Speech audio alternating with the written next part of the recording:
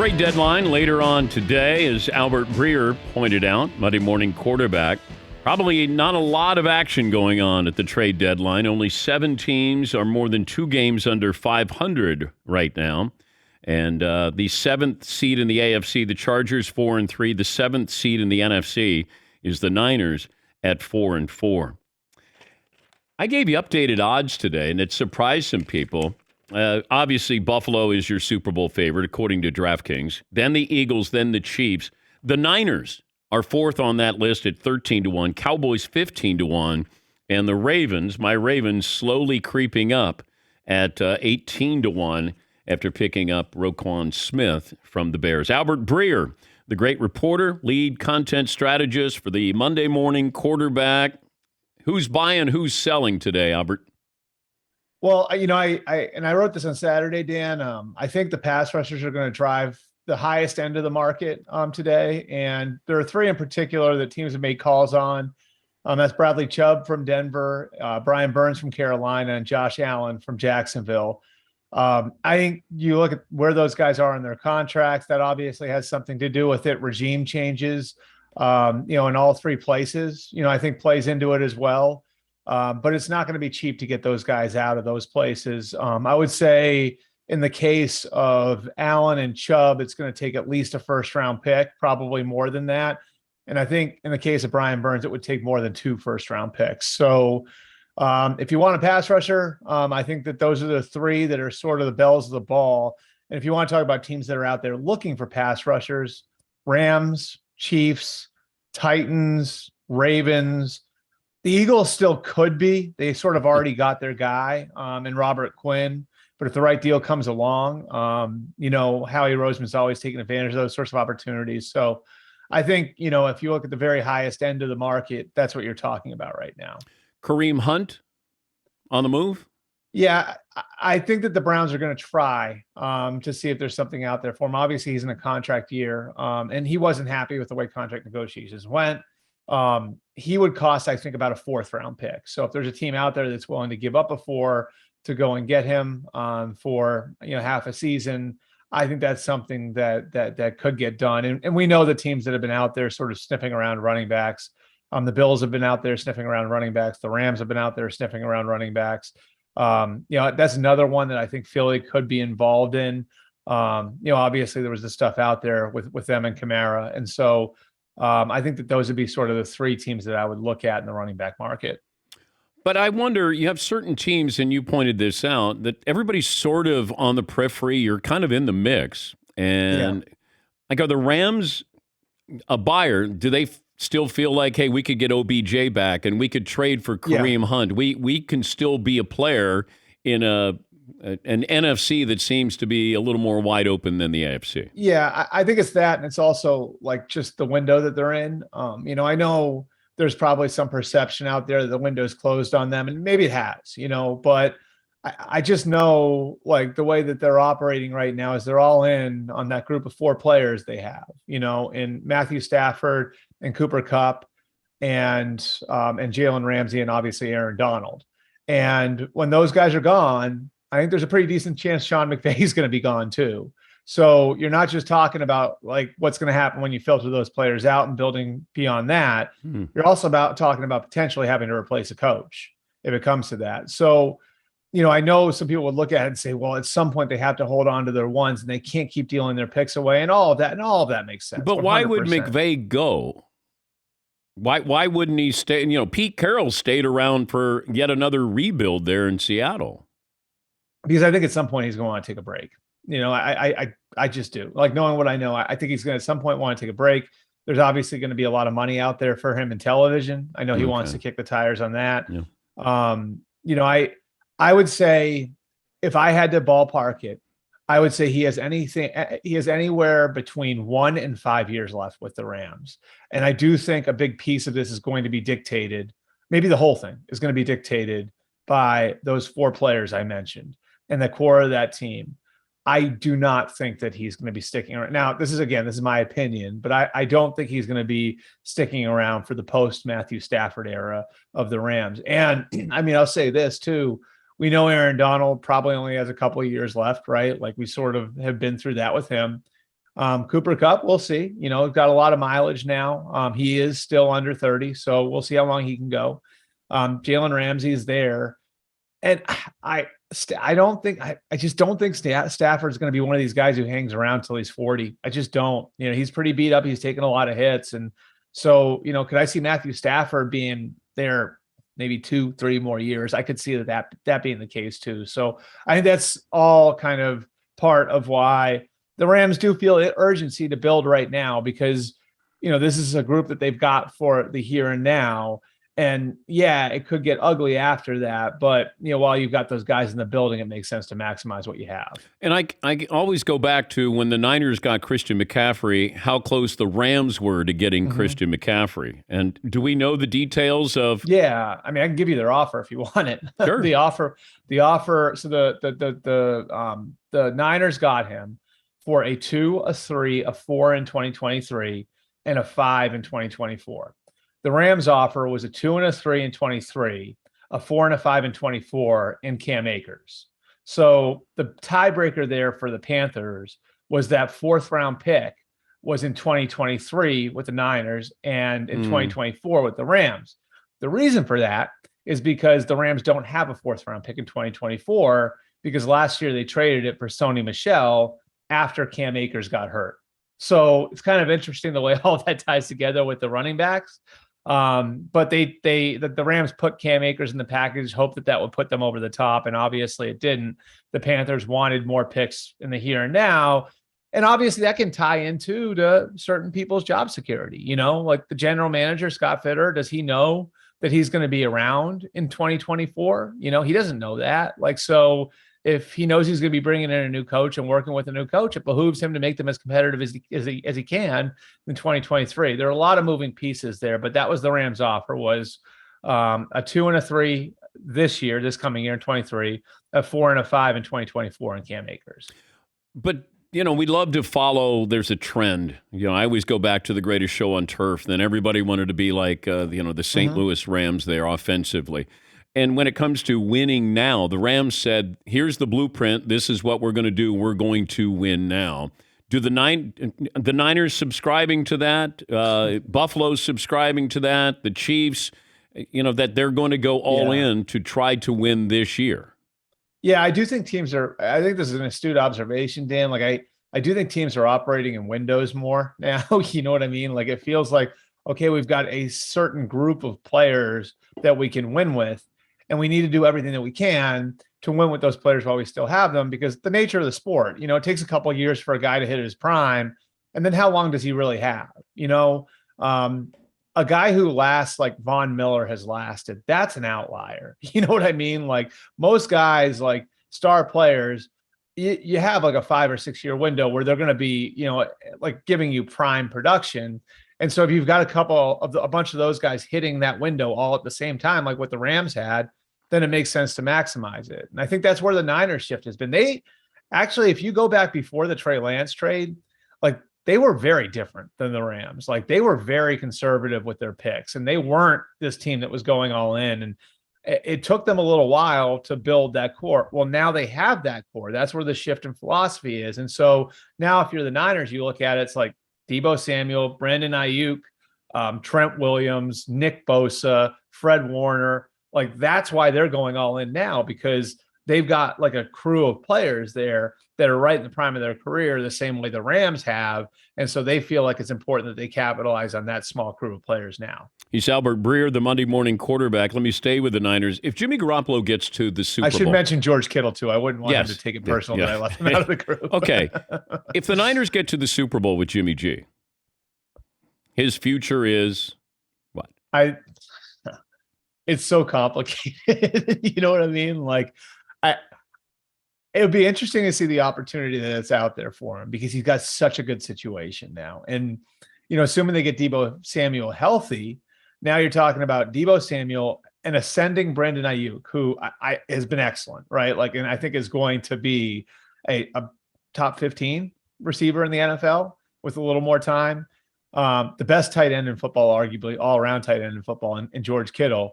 And now Christian McCaffrey behind you. and an offensive line that, if it grows up, could wind up being one of the best in football. Now it's going to be on those three guys in the interior to grow up. Yeah, but what do you do with Trey Lance and his development here? And that's the thing. The hard thing about the Trey Lance thing to me is they were willing to go through this year and do what it took to get answers on him, right? Like, they wanted to have clarity by the end of this year. And I know there were people in that building who thought, like, yeah, like in July, Jimmy Garoppolo is a better quarterback, but we think that, like, by the time we get to December and January, Trey Lance will be the better quarterback, if that makes sense, right? Like, so there was a feeling inside that building that was, if we give him the time, he'll get there. We just got to give him the time. Are you willing to do that again? You know what I mean? Like, and that's the thing, is like, because of this injury, and it's really unfortunate, it's like, now you don't have those answers. It's not just him getting hurt. It's the fact that you don't have the answers that you were trying to get to.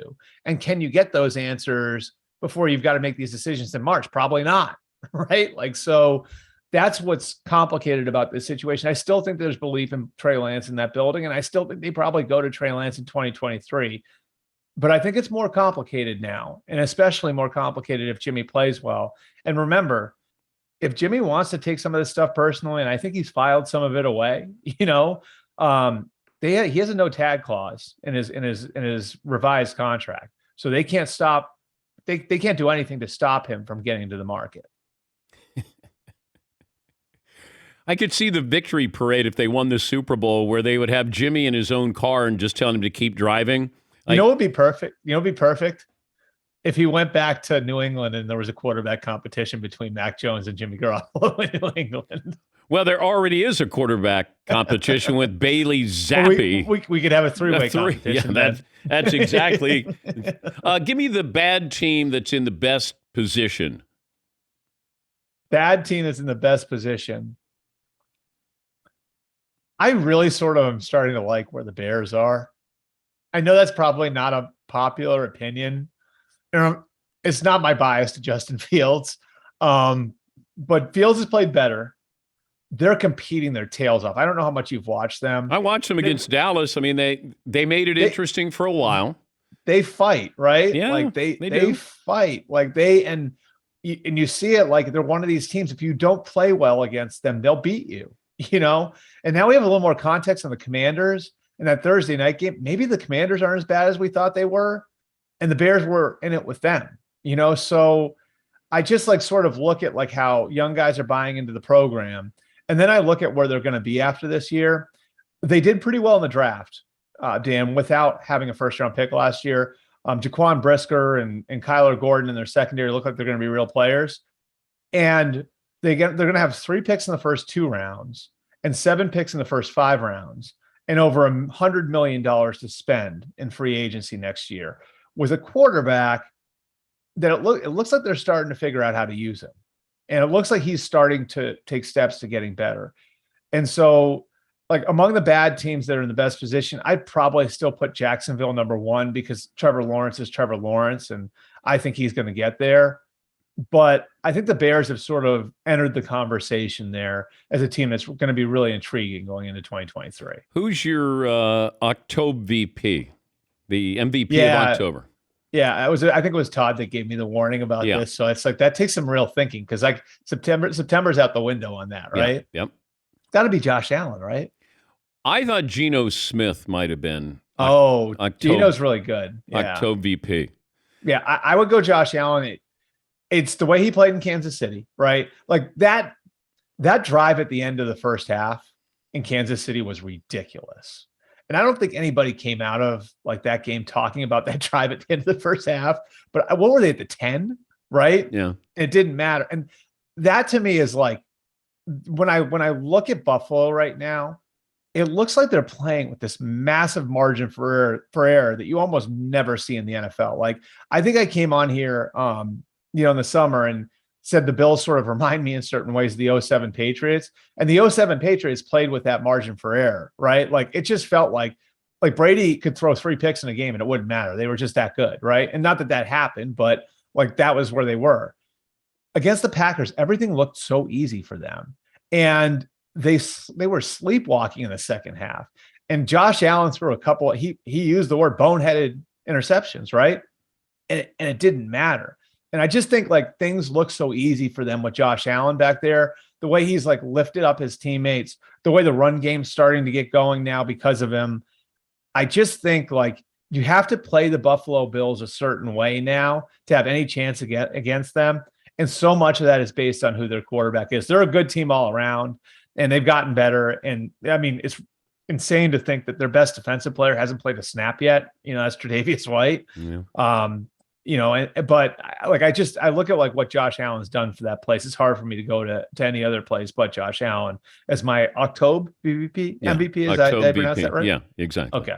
It's a little easier. November BP. Okay. So you kind of merged the M there at the end. November BP. September VP. October VP just is, I'm having some troubles. I'm glad that it's gone. November VP.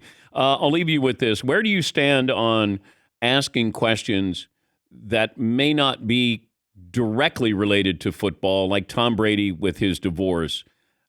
In a press conference setting or sitting down with Tom Brady, how much of that is fair game? So it's a tough one. I think like their personal lives are their personal lives until it starts to affect their professional lives. And when it affects something that you're covering. But how do we know it's affecting him? And that's the thing. That's the gray area. And that's why, honestly, that's such a big part of like what I do is like in building relationships with people. I always tell people, I'll say like, if I have something sensitive that I'm going to write, I'm going to come to you first. And I think too often we look at these things as being confrontational when more often than not, I think what the reporter's job is not just to grill somebody, it's to give that person a chance to give their side of the story. And if they don't want to give that side of the story, that's fine. But there's also like a form to doing that too. And there's a way to do that. And if I don't have a relationship with somebody, then I'm probably more likely to go and get after him in the press conference on it. And that's naturally going to be a more confrontational setting because of all the cameras and all the people in the room and everything else. If I do have a relationship with somebody, I will always pull that person aside if I have that sort of question for him and ask him and not go right on the record. That's just the way I do it. I'm not saying there's any right way or wrong way to do it, but I think treating these people with empathy and as human beings is such an important piece of what we do and gets lost so often now in the way the press conferences are beamed onto the internet live and everything else, and everything becomes a meme. And, I just think, like having empathy for the other person and the situation that they're in, if you show that, usually the person doesn't mind you asking the question. Tom Brady is with the Buccaneers next year in TV or other. I'm tempted to say other. I mean, we talked about San Francisco. Other team? I mean, I don't think it's impossible. I don't think, like if this circles the drain in Tampa, because now he can play. That his wife left him because he wouldn't stop playing. I will say this: like I've thought about the idea of San Francisco, right? And like if they decide Trey Lance isn't ready and Jimmy wants to leave and Jimmy leaves. Like the Niners have had this discussion. The Niners had this discussion this year. Yeah. Like if Tom was available to us, would we do it? Like they had this conversation this year, and the light was sort of left on for that. You know what I mean? Like, so if you're San Francisco, I mean, I think there's a competitive part of him that like if the Niners like decided we want to make a run at Tom Brady with the core that we have, and we see how like the urgency with which they've sort of built their team, like I think that would be really tempting for Tom. The problem now is like, what about the kids? And I know for everything that's going on. Are you talking about Trey Lance? Like what about the kids? No. No, but I do know like a major part of Tom's decision to go to the Buccaneers and not the Chargers in 2020 was because he's got his son Jack lives in New York. And it would be much easier for him to get up to see Jack on off days in New York coming from Tampa than it would be coming from LA. So like, I think that piece of it is important to him as well. And so I think some of the idea of like him playing again could be circumstantial based on what is out there for him. Because I don't think like this is a situation where he doesn't think he can play anymore. Yeah. Like I think like he probably believes that he could play at 46 years old. Whether or not he has the drive for it, I can't say. I think he's the only one that can say whether or not he wants to do it that badly. And I do think the family part of it would be, a pretty significant consideration for him. And once again, you're not reporting this. We're just don't stick report : Niners to pursue Brady, whatever. Good to talk. I've stepped in too many of those ditches. Good to talk to you, Albert. Thanks for joining us as always. All right, thanks, Dan. That's Albert Breer, senior NFL reporter, lead content strategist at the Monday Morning Quarterback.